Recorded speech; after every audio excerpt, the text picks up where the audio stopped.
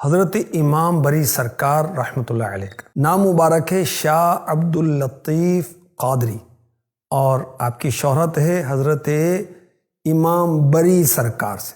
حضرت امام بری سرکار رحمۃ اللہ تعالی علیہ کی عادتیں بڑی اچھی تھیں، اخلاق بڑے پیارے تھے، سیرت بہت اچھی تھی، کردار و گفتار میں سبحان اللہ اللہ کے محبوب علیہ الصلاۃ والسلام کی سیرت کی جھلکیاں نظر آتی تھیں، اور جو آپ سے ایک بار مل لیتا وہ خواہش کرتا تھا کہ حضرت سے دوبارہ میری ملاقات ہو جائے۔ آپ کے ان اچھے اوصاف کی بنا پر کثیر لوگوں نے آپ کے صدقے میں قبول اسلام کا شرف حاصل کیا۔ اورنگزیب عالمگیر یہ مشہور بادشاہ گزرا، اولیاء کرام سے محبت کرنے والا، جب حضرت امام بری سرکار رحمۃ اللہ علیہ کی خدمت میں حاضر ہوا تو حضرت درس قرآن میں مشغول تھے۔ اورنگزیب عالمگیر رحمۃ اللہ علیہ کے آنے کا آپ نے نوٹس نہیں لیا، درس قرآن جاری رکھا، تو اورنگزیب عالمگیر سمجھ گئے یہ سچے اللہ والے ہیں، یہ مرعوب نہیں ہوتے کسی شہزادے سے، کسی فوج سے۔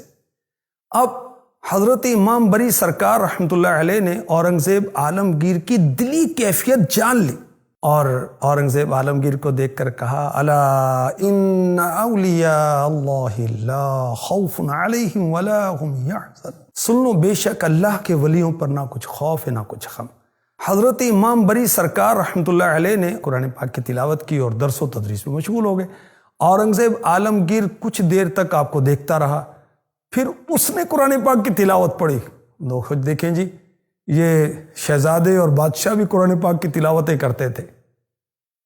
اطیعوا اللہ و اطیعوا الرسول و اولی الامر منکم، اعلیٰ حضرت نے ترجمہ کیا حکم مانو رسول کا اور ان کا جو تم میں حکومت والے ہیں، یعنی گویا وہ کہنا چاہ رہے تھے کہ میں حکومت والا ہوں، میری بات سنو، میری اطاعت کرو۔ حضرت امام بری سرکار رحمۃ اللہ تعالی علیہ نے اورنگزیب عالمگیر کی بات سنی، اس وقت آپ شہزادے تھے، تو کہا میں اللہ پاک اور اس کے رسول کی فرما برداری میں ایسا گم ہوں کہ مجھے امیر کی پرواہ نہیں۔ پھر درس قرآن میں مشغول ہو گئے، اور درس دیتے ہوئے فرمایا تمام تعریفیں اللہ پاک کے لیے جو حمد و ثنا کے لائق ہے اور ہر چیز پر قادر ہے، اس کا کوئی شریک نہیں، وہ ہر برائی اور عیب سے پاک ہے۔ اورنگزیب عالمگیر رحمۃ اللہ علیہ نے یہ انداز دیکھا تو بڑے متاثر ہوئے، گستاخی پر معذرت کی۔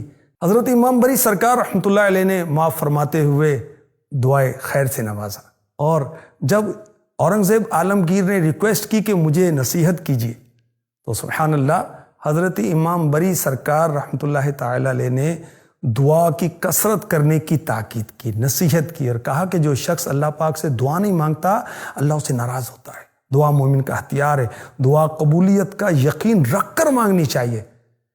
شہزاد اورنگزیب عالمگیر رحمۃ اللہ علیہ نے حضرت امام بری سرکار رحمۃ اللہ علیہ سے دعا کے قبول نہ ہونے کے بارے میں پوچھا کہ دعا ہماری قبول نہیں ہوتی، اس کی کیا وجہ ہے؟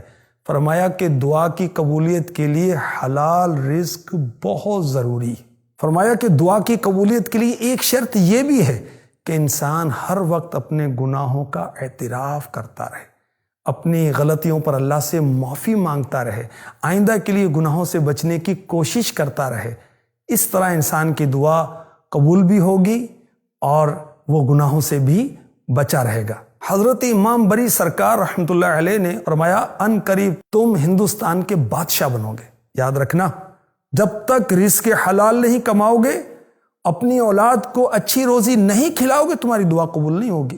کیسا اثر ہوا کہ شہزادہ اورنگزیب عالمگیر بادشاہ بن گیا، مگر ساری زندگی قرآن پاک کی کتابت یعنی قرآن لکھ کر اس کے حلال روزی سے اپنا گزارا کرتا تھا۔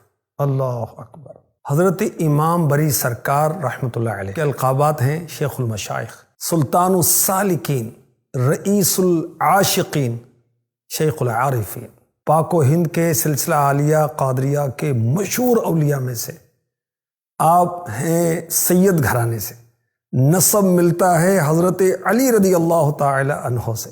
1026 سنہ ہجری میں آپ کی ولادت ہوئی۔ ابتدائی تعلیم اور تربیت اپنے والد سے حاصل کی۔ آپ کی خواہش تھی کہ میرا بیٹا اسلام کا نام روشن کرے۔ خوب تربیت کی، خوب ان کو نوازا، اور حضرت امام بری سرکار رحمۃ اللہ تعالی علیہ کی شادی بھی سید گھرانے میں ہی ہوئی۔ حضرت امام بری سرکار رحمۃ اللہ تعالی علیہ مرید کن کے تھے؟ غوث اعظم کے پوتے کے۔ ان کا نام مبارک ہے جمال اللہ حیات المعروف بالا پیر رحمۃ اللہ علیہ۔ آپ نے 91 برس کی عمر پا کر دنیا سے پردہ فرمایا، اور ہزاروں لوگ آپ پہ مزار پر انوار پر حاضر ہو کر ایصال ثواب کے نذرانے پیش کرتے۔